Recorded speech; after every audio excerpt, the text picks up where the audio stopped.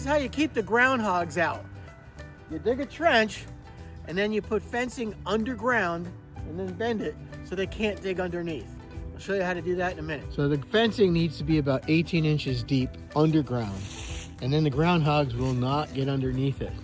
And then with the bottom, we're gonna bend it a little bit to make it even harder for them to get in.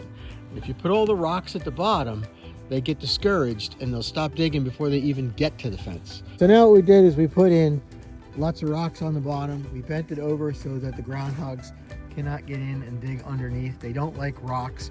So when they hit the rocks, that should be enough deterrent. But if they go past the rocks, there's more wire underneath that. So it should not let them get into this garden again.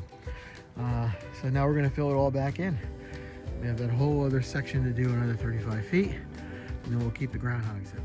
All right, so now we have all our fence up. We have plenty of rocks at the bottom. That'll discourage the groundhogs enough. But all the way down, we have rocks in the bottom, and we've got the fence that comes at least 2 feet out of the ground, so to keep the rabbits out too. And now it's time to fill in all this dirt and get to go home. All right, as you can see now, the bottom's filled with rocks. We're putting the dirt back now, and this will be a finished project with all the stones in the bottom, all the dirt back against the house, or against the fence, and no rabbits and no groundhogs can get in anymore. That's it, we're almost done. This is now a finished project.